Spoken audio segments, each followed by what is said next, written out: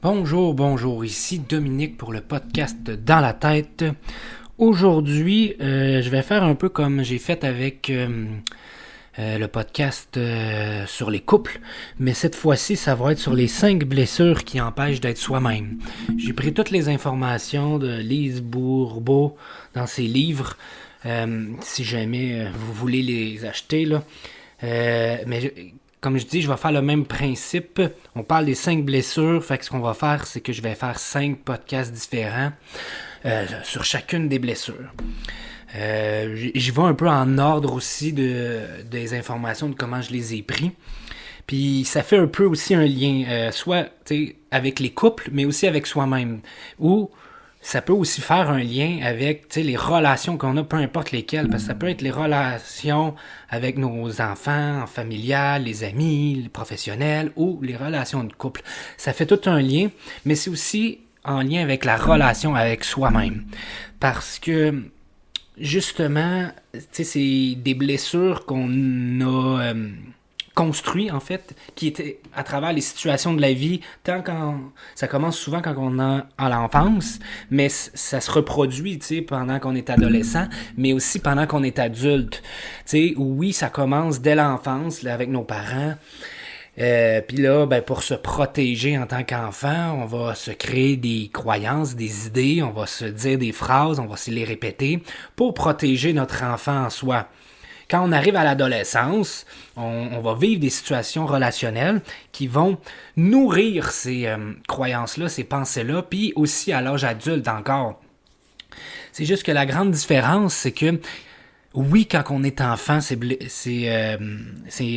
vais utiliser le terme que dans le livre, ils utilisent les masques ou les stratégies qu'on essaie d'avoir pour se protéger soi-même, pour survivre, pour se développer, ils sont utiles.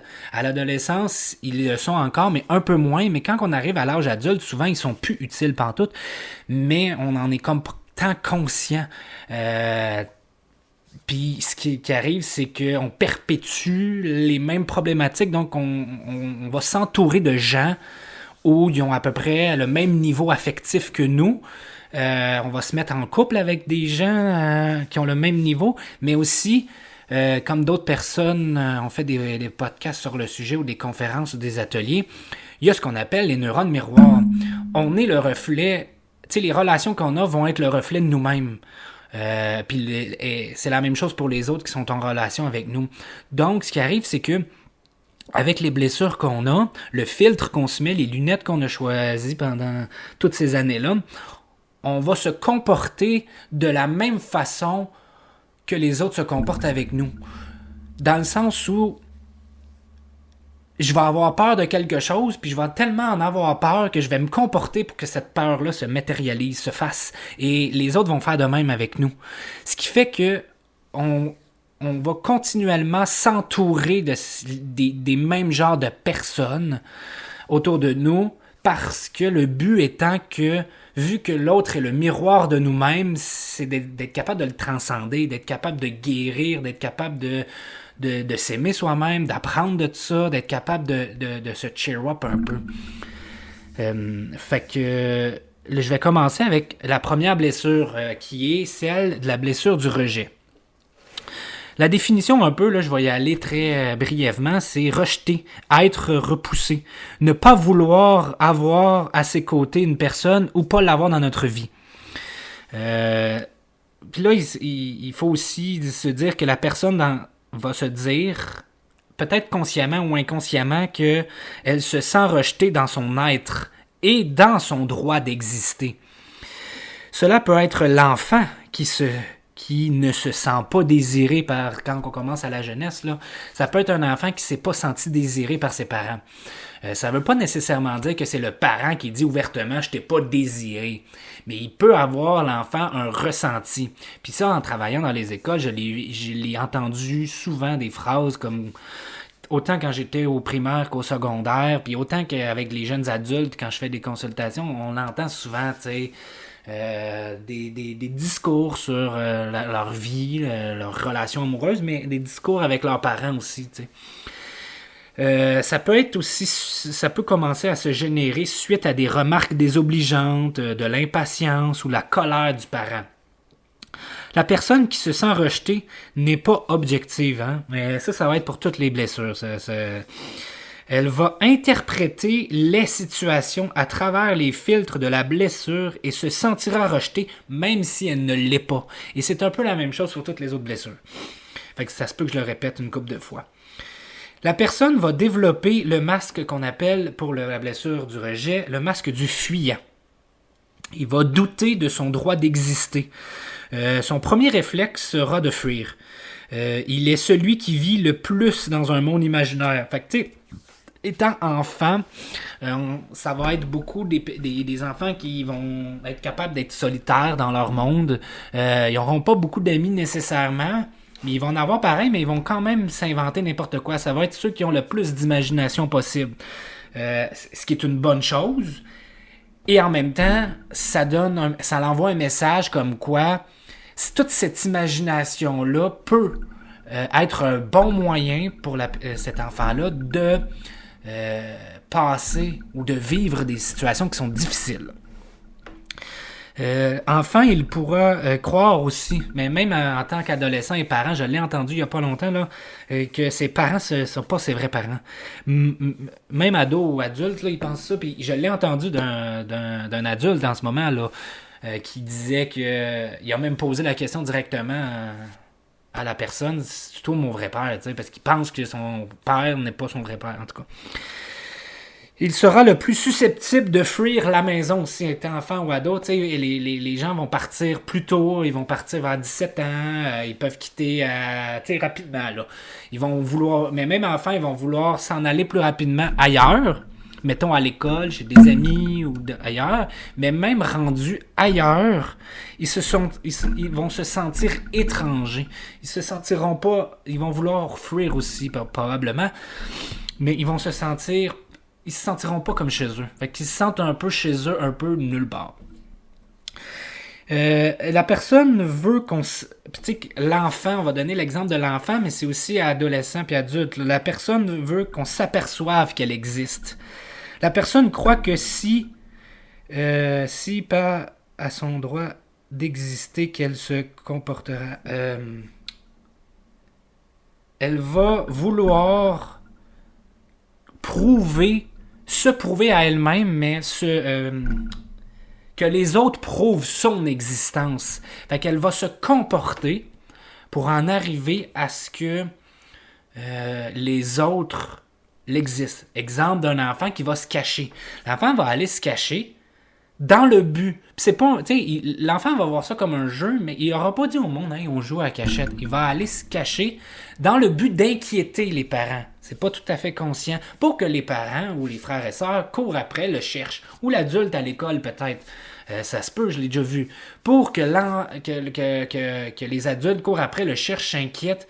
Comme ça, l'enfant s'enregistre. Ces gens-là me cherchent, et donc je peux exister s'ils me cherchent. J'ai eu d'autres personnes qui m'ont raconté qu'ils vont faire des petits coups. Des taquineries, mettre des épingles, mettre des trucs dans les souliers pour faire ah c'est moi, salut. Ça va être d'autres situations comme ça, faire des dessins un peu partout quand c'est pas le temps. Puis tu sais, l'enfant peut finir par se comporter pour faire des mauvais coups, mettons, ou être dérangeant pour être sûr de voir qu'on existe. Mais en même temps, l'enfant ne veut pas tant déranger parce qu'il y a un côté de lui qui veut s'effacer. T'sais, on y reviendra. Parce qu'il ne croit pas en son existence. Parce que si pour lui être aimé va devenir il va se sentir étouffé si on l'aime parce qu'il se croit pas aimé, parce qu'il s'aime pas lui-même. Donc, il va se sentir étouffé si on lui donne trop d'amour. Fait que, qu'est-ce qui va arriver? C'est qu'il rejettera ou fuira lorsque quelqu'un l'aimera, car il aura l'impression de se sentir étouffé.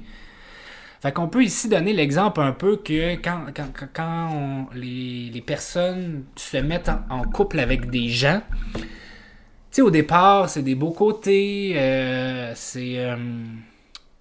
va y avoir de l'attention, mais pas trop. Mais dès que l'engagement ou l'intimité, les confidences, les secrets, les affaires profondes vont commencer à devenir plus manifestes, plus intenses, ou que l'engagement va commencer à être plus réel, il va avoir l'impression de commencer à se sentir étouffé, à se sentir emprisonné, et il va s'organiser pour que la relation se termine, ou il va s'en aller. Il va mettre fin à la relation, il va se sauver, il va ghoster, il va plus répondre, etc. Là.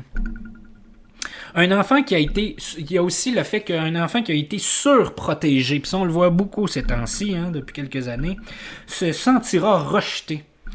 Parce qu'il sent qu'il n'est pas accepté dans ce qu'il est. Puis il sent pas qu'il est... Il sent aussi rejeté dans ses capacités. Fait qu'il se sent comme étant un incapable. Je ne peux pas, je n'ai pas le droit d'exister parce que je suis pas bon dans ce que je fais. On est obligé de s'occuper de moi parce que j'y arrive pas. Fait que ça peut créer chez l'enfant, chez l'adolescent ou même chez l'adulte que il y a un sentiment de rejet qui est créé. La personne va préférer ne pas s'attacher aux choses matérielles car cela pourrait l'empêcher de fuir à son goût quand c'est le temps. La personne se demande ce qu'elle fait aussi sur cette planète. Ça se peut qu'elle se sente comme un extraterrestre. Va avoir difficulté à croire qu'il est heureux ici. Puis encore là, ça veut pas dire que la personne n'est pas heureuse, ne peut pas être heureuse. C'est des doutes qu'elle va se créer, c'est des questionnements, c'est des... c'est des discours internes qu'elle va... Mais ça veut pas dire que la personne est malheureuse. Ça veut juste dire que il va y avoir certains doutes. Tout ce qui est relié aussi à l'esprit, l'attire, l'intellectuel, la personne va s'attirer aussi des situations où elle se fait rejeter au plan sexuel ou va se couper elle-même de leur sexualité parce qu'elle ne croit pas avoir le droit de ça. Ou sinon, c'est que, ce qui est important, c'est que les blessures, souvent, c'est quelque chose qu'on traîne avec nous. Puis on va se comporter pour qu'elle se reproduise parce que c'est un peu notre ego là, qui fait en sorte que si c'est ça, je vais me protéger de cette façon-là en fuyant ici. Mais plus je fuis l'autre, mais plus je me fuis moi-même.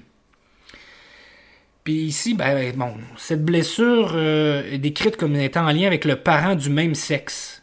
Donc, le parent du même sexe est supposé nous apprendre à aimer, à nous aimer soi-même et à donner de l'amour. Tandis que le parent de l'autre sexe nous apprend à nous laisser aimer et à recevoir de l'amour. Fait qu'ici, je vais faire le lien que dans le prochain podcast, on va surtout parler de la blessure qui est en lien avec le parent du sexe opposé. Donc ici, la blessure du rejet serait, comme c'est dit dans les livres, en lien avec le parent du même sexe. Donc, dans la vie de tous les jours, on va se sentir souvent rejeté par les personnes du même sexe que nous. Fait que bon, c'est ça, on en arrive ici en rejetant nous-mêmes, parce que dans le fond, on se sent rejeté du parent du même sexe, mais ce qui va arriver, c'est que nous, on va le rejeter aussi, parce que dans le fond, c'est ça qu'on a appris. Je me sens rejeté, donc je vais rejeter à mon tour. Fait qu'on va rejeter le parent du même sexe que nous. Nous le prenons. Puis on veut pas le prendre comme exemple parce qu'on veut pas ressembler à ça, donc on va le rejeter. Ce qui fait que la personne qui va se rejeter elle-même ne s'acceptera pas et ne s'aimera pas. Il se croit probablement nul, sans valeur, il cherchera à se valoriser aux yeux des autres. Donc il va beaucoup chercher à ce que les autres créent une estime, créer une confiance, créer une estime de soi, créer parce qu'il n'est pas capable de créer ça en lui-même. Le fuyant cherche la solitude, car s'il reçoit beaucoup d'attention, il aura peur de ne pas savoir quoi faire avec ça. Comme si son existence est de trop. Il va vouloir s'effacer. Puis je donne un exemple ici, j'ai connu une personne que c'est un couple qui se construisait très bien. Puis un moment donné, l'engagement se crée, inévitablement. l'intimité se crée un peu plus, les confidences, puis tout ça, puis il y avait une complicité qui était créée, puis tout, là. Mais ça commençait à devenir réel, pour vrai. Tu sais, c'était plus juste on se fréquente, on se voit, tu sais, c'était vraiment une relation créée, et la personne, ayant pris peur, a commencé à moins être dans la relation parce que l'autre personne montrait des fois plus d'attention qu'elle-même. Puis comme elle savait pas quoi faire avec ça, elle avait peur, elle a commencé à se refermer. Ce qui a créé chez l'autre, on le verra plus tard, un sentiment possiblement de rejet, mais aussi un sentiment possiblement d'abandon. Ce qui a créé une dynamique relationnelle où l'un s'est accroché, le montrait plus, puis plus la personne montrait, plus l'autre se refermait parce qu'elle savait pas quoi faire. Et dans une discussion, je dirais plutôt une chicane, la phrase est sortie « Ouais, mais tu veux que je fasse quoi? » La personne savait pas quoi faire avec tout ça. Donc, elle préférait se refermer et s'effacer, montrer de la distance, donc rejeter l'autre personne. Ben, c'est ça qui est arrivé, en fait. Elle l'a rejeté, elle l'a sorti de sa vie, tu sais. Donc, ici, je vais donner un autre exemple. Un enfant qui va avoir un parent pour de l'aide scolaire, mettons. Puis, mettons, c'est une petite fille qui va voir sa mère pour se faire aider. Puis ça, on l'a vu souvent à l'école, là, travaillant à des écoles, là, souvent, les parents, ce qu'ils font, c'est juste s'asseoir à la table, puis fais ton devoir, mais ils sont pas là, ils vont faire autre chose. T'sais, ils vont créer un environnement de travail, ce qui est recommandé. Ils vont créer un temps recommandé pour faire le travail. Puis ils vont répondre aux questions. Mais ils seront pas avec l'enfant. T'sais. C'est fais-le. S'ils s'assoient à côté, ils vont faire autre chose. Parce qu'il y a trop de choses à faire. Fait que, ce qui fait que l'enfant, pendant ce temps-là, ben, il peut se sentir rejeté. Et l'exemple qu'on peut donner aussi, c'est l'enfant peut aller demander de l'aide. Puis le parent va lui dire, ben j'ai pas le temps, j'ai plein de choses à faire. Donc l'enfant se dira, probablement, je ne suis pas assez aimable. C'est pour cela qu'on ne m'aide pas. Et c'est aussi ça qui est créé, je l'ai vu dans les écoles, dans l'intervention, dans la relation d'aide. Des fois, puis ça, j'en ai parlé souvent, tu sais, le mot urgence, quand je l'ai vu souvent pour en tout cas dans la relation d'aide, ou même le prof. L'enfant va aller voir pour une situation X qui n'a peut-être pas rapport à l'école, un adulte qu'il considérait de confiance. Et là, il va parler de quelque chose que l'adulte, possiblement, mettons, on va prendre le prof, ne sait pas quoi faire avec ça, puis il va lui dire d'aller voir le TES, ou il va lui dire qu'il n'a pas le temps, il faut qu'il y ait son autre cours, ou blablabla. Donc, l'enfant, l'adolescent, voulait avoir ce lien, et il ne l'a pas eu. Il peut se sentir rejeté, donc il n'ira pas chercher d'autre aide. L'autre exemple que j'ai déjà vu souvent, c'est la même situation, mais dans les deux perspectives. La première est, mettons, je prends pour exemple moi, je suis déjà en intervention avec un adolescent ou adolescente, puis il y a un autre qui vient. Et là, je pense que je juge moi-même que l'autre est sa problématique, ce qu'il vit est plus urgent que ce que je suis en train de faire. Je vais donc dire à la personne que je suis déjà avec qu'on va remettre ça à plus tard pour que je m'occupe de l'autre. En faisant ça, je viens de lancer comme message aux jeunes avec qui je m'occupais qui n'est pas assez important pour que je m'occupe de lui. Ce qui peut créer du rejet. Et inversement, si je ne fais que dire à l'autre « Hey, je suis déjà occupé, fait que reviens plus tard, on se reverra », ou « J'ai pas le temps », ou « Je réponds même pas », ça se peut que la personne se sente rejetée. Aussi. Ce que je faisais dans ces situations-là, souvent, c'est que je faisais une pause avec la personne que j'étais. Puis c'est déjà arrivé que les personnes me voient faire, là. Et je faisais une pause. Je répondais à la personne qui était en urgence. Puis là, je lui expliquais. Puis je lui demandais, si on avait déjà un rendez-vous, je lui demandais, est-ce que ça peut attendre à notre prochain rendez-vous? Si la personne me disait non, Je disais, OK, est-ce que ça peut attendre à demain? Si c'était non, ça peut-tu attendre à plus tard? S'il disait non, je disais, OK, je vais finir ce que je suis en train de faire avec la personne. Fait que j'ai demandé d'attendre. Puis après ça, je t'attoie. Et là, je lui expliquais pourquoi. Là, je lui disais, mettons qu'on prend la situation inverse. Puis là, j'y disais, là, je t'explique pourquoi je fais ça. Si on prend la situation inverse, je suis avec toi et que quelqu'un vient me cogner et j'arrête ce que je fais avec toi pour répondre à l'autre, comment toi tu te sentirais? Et ils m'ont pratiquement tous dit qu'ils se sentiraient rejetés. Puis qui, probablement, qui ne seraient pas revenus me voir. Fait que j'ai dit, ben c'est exactement pour ça que je vais finir ce que je fais avec la personne, puis après ça, je t'attoie. Ou si la personne était capable d'attendre, c'est pour ça que je ne te réponds pas et que je vais te voir plus tard dans la journée ou demain ou à notre prochain rendez-vous, on en parlera. Quand c'était réglé, je fermais la porte et je m'assoyais avec la personne avec qui j'étais et je faisais le même processus. Je disais, avant qu'on recommence, je vais t'expliquer ce que je viens de faire. Parce que des fois, il y en a qui me disent, mais pourquoi tu l'as pas pris, ça avait l'air plus urgent, ou pourquoi. Puis que ça a l'air plus urgent ou pas, c'est pas à moi de dire, t'es pas assez important pour que je m'occupe de toi. Parce que pour moi, tous sont aussi importants. Même s'il y en a un qui c'est plus urgent. Il y en a un qui s'est fait péter à la gueule. Il y en a un qui pleure parce qu'il y a une rupture. Que je le vois maintenant ou que je le vois dans 15 minutes, sa souffrance, ça va être la même. Fait que j'ai expliqué la même chose. J'ai disais, imagine, comment tu te serais senti si j'aurais arrêté de te voir pour m'occuper de l'autre. Puis ils me disaient pratiquement tous qui se seraient sentis rejetés, probablement insultés, puis tristes. Puis que probablement qu'ils n'auraient pas voulu nous revoir.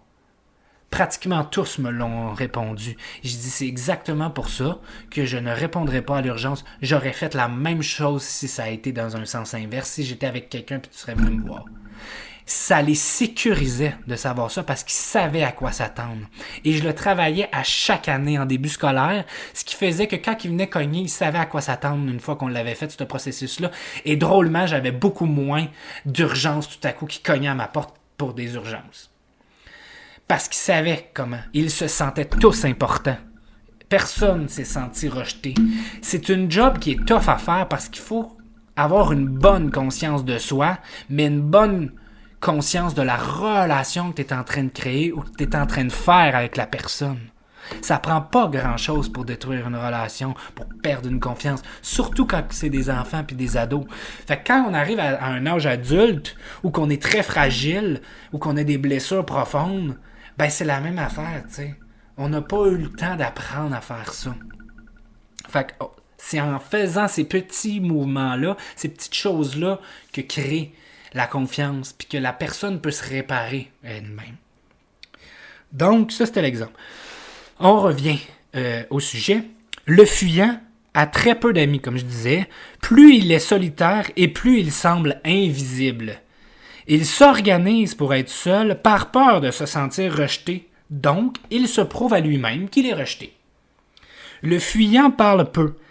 Puis lorsqu'il parle, c'est pour se mettre en valeur, parce qu'on n'oublie pas, il a besoin que les autres le valorisent. Sauf que ses paroles, souvent, vont sembler orgueilleuses, ils vont se la péter, les autres vont sembler qu'il est mieux que tout le monde, qu'il est meilleur, que ci, que ça. Mais c'est pas ça qu'il est pas conscient de le faire, mais les autres vont le ressentir puis ils vont le voir. Parce que la personne elle a besoin de se revaloriser, donc elle a besoin que les autres le félicitent. Mais ça donne souvent l'effet inverse. Parce que parler comme de manière orgueilleuse, ça crée le rejet. Donc ils se prouvent qu'ils sont rejetés, donc ils se prouvent qu'ils valent rien. Il se peut que la personne développe des problèmes de peau aussi, mais ça c'est quelque chose où c'est plus, pour ne pas être touché. La personne croit que si elle vit dans son monde, elle ne souffrira pas. Les fuyants peuvent penser se sentir coupés aussi des autres, comme je disais, se sentir extraterrestres. Puis là, ici, bon, ce qui est important, c'est que ce n'est pas nécessairement la faute du parent, c'est pas à cause d'eux, mais bien la personne qui se sent comme ça. Parce que les mêmes situations, les mêmes parents, les mêmes comportements, les mêmes mots vont pas nécessairement créer du rejet. Ça peut créer la blessure d'abandon, la blessure d'humiliation, la blessure d'injustice ou la blessure de trahison. La même situation, les mêmes parents, le même enfant. Tout dépend de comment j'ai construit les croyances dans ma tête, les idées, les discours, comment j'ai cherché à me protéger. Donc, ici, la personne cherchera l'amour du même parent. Elle croit qu'elle sera complétée seulement une fois l'amour acquis de ce parent. Elle va être très sensible aux remarques de ce parent, puis elle peut même développer de la rancune, de la haine envers ce parent-là. Avec le sexe opposé, il aura peur, lui, par exemple, de rejeter le sexe opposé. Il en aura tellement peur qu'il va finir par le créer de toute façon. Il se retient donc de ses actions ou ses paroles face à l'autre. Il fera probablement des pirouettes pour ne pas rejeter l'autre personne. Mais avec le même sexe, c'est à l'autre de faire des pirouettes pour éviter de se sentir rejeté. S'il vit du rejet de la part de l'autre sexe, il va se taper sa tête, il va se culpabiliser, il va se dire que c'est sa faute à lui. Parce qu'il va avoir tout fait pour pas rejeter l'autre. Fait que si l'autre s'en va, c'est de ma faute. Tout est de ma faute. Fait que continuer de croire que tout est de la faute des autres est signe que il y a cette blessure. Plus nous nourrissons une peur, plus elle se concrétise aussi. Plus la blessure est forte, plus la personne s'attire des situations de rejet. Plus la personne se rejette elle-même, plus elle aura peur de se faire rejeter. Il se dévalorise, se compare en se disant moins bien. Il a du mal à croire que l'on peut s'intéresser à lui. Fait qu'il va poser souvent des questions comme ça. Puis là, ce qui est important, c'est pas... En tout cas, je vais y revenir plus tard. Il est constamment dans l'ambivalence. C'est pas trop ce qu'il veut. Quand il est choisi, il ne le croit pas et se rejette ou finit par saboter la relation. Et ça, je l'ai connu personnellement et j'en ai vu plein. On donne beaucoup d'attention, on s'intéresse à quelqu'un, la personne ne croit pas en elle, elle ne croit pas qu'on peut s'intéresser en elle, donc elle va dire plein de phrases comme quoi « Est-ce que tu m'aimes? Est-ce que tu t'intéresses à moi? Je suis chanceux que tu sois avec moi, je crois. Qu'est-ce qui fait que tu es avec moi? » Elle va douter d'elle-même, puis elle va dire ouvertement « Je suis ambivalente, je sais pas trop ce que je veux, je sais pas trop où je m'en vais. » Puis elle va finir aussi par... quand elle se referme sur elle-même, donc saboter la relation, t'sais. Elle voit que je m'intéresse à toi, donc je vais me refermer, je vais m'éloigner, je vais rejeter, je saurai pas trop quoi faire, je donnerai plus d'amour comme avant. En tout cas. S'il a trop d'attention, il a peur de prendre trop de place. S'il utilise beaucoup d'espace, il croit qu'il dérange. S'il croit qu'il dérange, il croira se faire rejeter. Fait que quand ils vont pas bien, ils demanderont pas d'aide. Tu sais, j'ai des exemples comme quoi, mettons, je veux dire, il t'arrive quelque chose dans ton travail, ben non, appelle personne, je veux pas, tu sais, je vais m'arranger tout seul, je veux pas déranger personne. Tu sais, les gens travaillent, fait que appelle-les pas, tu sais. Lorsqu'ils parlent aussi et qu'ils se font couper la parole, il pensera qu'il n'est pas important et ils vont se taire. Ils ont de la difficulté à donner leur opinion et à exprimer leurs besoins. Ce qui fait que l'autre, il faut qu'ils découvrent, ils ne comprendront pas. Fait que ça va créer des situations de rejet au final, des ruptures, Parce que quand on n'exprime rien, on n'exprime pas, ben ça crée des non-dits des fois, ça crée des situations où chacun interprète, chacun construit des situations, donc ça va créer des conflits ou de l'éloignement, de la distance. Il ne fera pas de demande pour ne pas déranger car il n'est pas assez important. Il cherchera à être parfait dans ce qu'il fait. Parce qu'ils s'ils font des erreurs, il se sentira jugé et être jugé, ben pour eux, ça égale être rejeté. Cela peut aller jusqu'à l'obsession de ce qui fait que cela prend plus que le temps nécessaire de faire de quoi. Donc, ça attire d'autres situations de rejet comme rester trop longtemps au travail.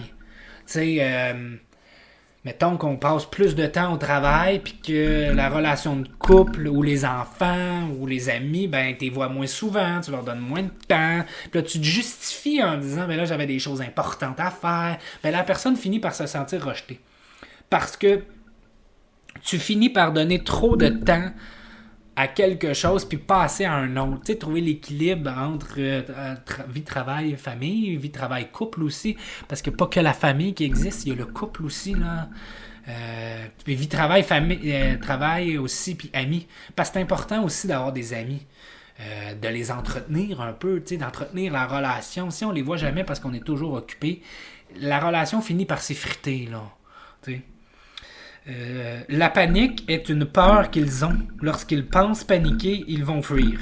Ils trouveront aussi toutes sortes de raisons pour justifier ces départs ou ces fuites. Notre ego va tout faire pour ne pas être conscient de nos blessures. Nous avons tellement peur de vivre de la douleur à cette même blessure-là que nous évitons par tous les moyens d'être rejetés. Nous nous rejetons nous-mêmes. Ceux qui nous rejettent sont les miroirs de notre propre rejet, ce que je disais. La peur de paniquer peut aller jusqu'à une forme de dissociation de son propre corps. Exemple, les personnes vont dire « je me sens complètement gelé, je me sens plus pas dans l'une, je sens plus la personne que je suis, et etc. » Tu sais. Ça va être un peu plus adulte, tandis qu'un enfant, lui, il va plus se dissocier dans des comportements, tu sais. J'en ai vu, là, ils vont tellement pas bien se sentir qu'ils vont s'énerver, qu'ils vont devenir quelqu'un d'autre un peu, qu'ils vont commencer à dire des choses qu'ils feraient pas habituellement, ou qu'ils font quand ils sont dans une situation qu'ils se sentent pas bien. Ils vont déranger, ils vont se renfermer, etc., là.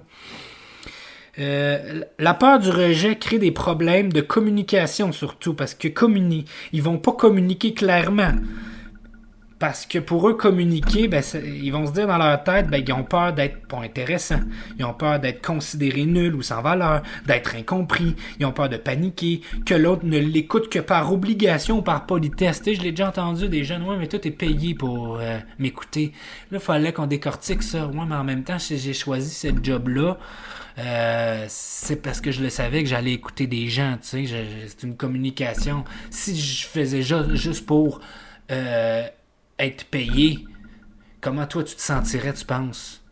Ben là, si je viendrais plus te voir, c'est la réponse. Parce qu'ils le sentent quand quelqu'un est sincère ou pas. C'est ça une relation. Il y a toute une question de ressenti, il y a une question de sensation en dedans de soi qui fait en sorte que les gens se sentent bien, sentent qu'ils peuvent se déposer, sentent qu'ils peuvent évoluer, au lieu de mettre leur masque des blessures pour se protéger. Parce que c'est un peu ça aussi la relation d'aide, les consultations, etc. C'est d'être en mesure, tranquillement, pas vite, que les gens n'utilisent pas les masques avec nous-mêmes. Parce que tant et aussi longtemps, peu importe le titre qu'on a, tant et aussi longtemps que les gens vont utiliser leur masque, ils n'évolueront pas, ils changeront pas. Et ça, c'est toute la job de la relation d'aide, de faire en sorte que ces masques-là descendent.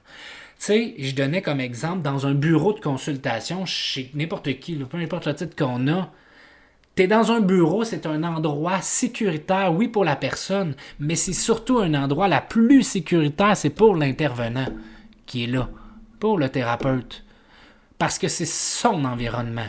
Ce qui fait en sorte que oui, ça crée chez l'autre personne, à un moment donné, si le thérapeute est très bien, ça va créer chez l'autre un endroit sécurisant.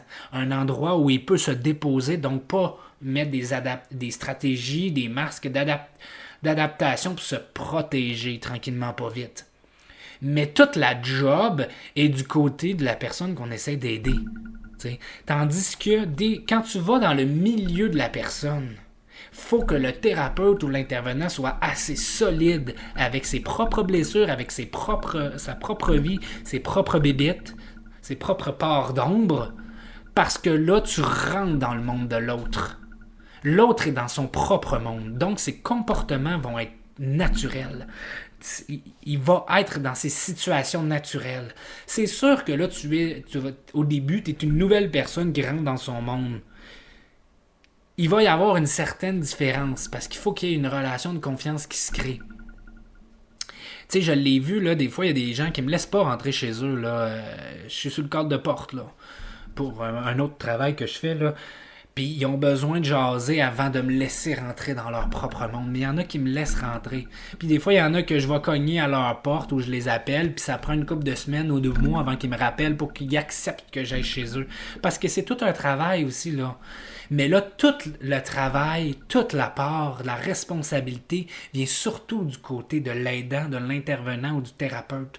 Parce que je rentre dans leur monde. Je dois être bien avec moi-même pour que dans leur monde, je sois bien.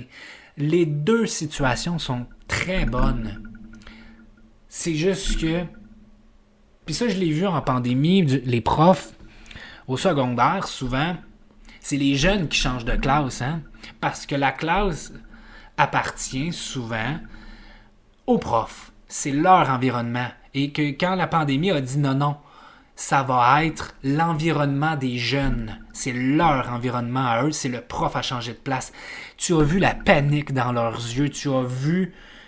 ils étaient complètement déstabilisés parce que dans leur cours à l'université, ils apprennent à contrôler, à avoir du contrôle et du pouvoir sur leur environnement. Et pendant la pandémie, il n'y en avait pas. C'est les élèves qui était leur environnement et chaque prof devait rentrer dans leur environnement. Il y avait tout un contrôle puis un exercice du pouvoir inversé. Ce qui était très difficile pour les profs parce que les jeunes restaient constamment dans leur classe, donc ils restaient constamment eux-mêmes. Il n'y avait pas à changer de... Tu sais, le temps normal au secondaire, tu changes de classe, tu changes d'environnement, l'adolescent doit s'adapter. Mais là, c'était à l'adulte de s'adapter à chaque fois. Et je l'ai vu, ils avaient beaucoup de difficultés à s'adapter parce qu'on rentrait dans leur monde pour vrai. C'était pas à l'adolescent tant que ça à rentrer dans le monde de l'adulte. Oui, il fallait qu'il le fasse, mais beaucoup moins. C'était plus à l'adulte de le faire. Et c'était une panique, une catastrophe. C'était le chaos total pour eux autres. Parce que ça a toujours été aux jeunes de s'adapter. Puis on leur dit tout le temps que c'était lui. Ici, c'est ma classe, c'est moi qui décide. La classe de l'autre prof, ça sort autrement. Mais là, c'était... Ici, c'est le monde de ce groupe-là. Donc, c'est très difficile. Les deux sont bons. Parce que les deux font en sorte... que chacun travaille quelque chose sur soi, chacun se développe, chacun sort de sa zone de confort. Chacun devient un peu plus solide, un peu plus, je vais utiliser ce mot-là, guéri ou un peu mieux dans sa peau, etc. Fait que les deux sont bons. Si on revient, c'est presque fini, il est porté aux choses plus sévères lorsqu'il a peur. En fait, il est porté à manger des choses plus sucrées. Parce que entretenir ses masques, ses blessures, c'est énergivore, donc se dire de manger du sucre, ça redonne un regain d'énergie, mais très à court terme. Fait que souvent, quand les gens vont pas bien, ils vont être portés à vouloir manger du sucre. Et ils se disent que ce sont leurs besoins, mais en fait, c'est l'ego ici qui vient parler. Je veux me protéger, je veux me réconforter. Ce qui est correct de se réconforter, il faut pas le nier. Ce qui est important, c'est de prendre conscience de tout ça. La blessure vient aussi de l'incapacité à se pardonner ses propres erreurs que nous faisons à nous-mêmes, mais aussi qu'on fait aux autres. Fait qu'il y a tout un job de pardon à faire.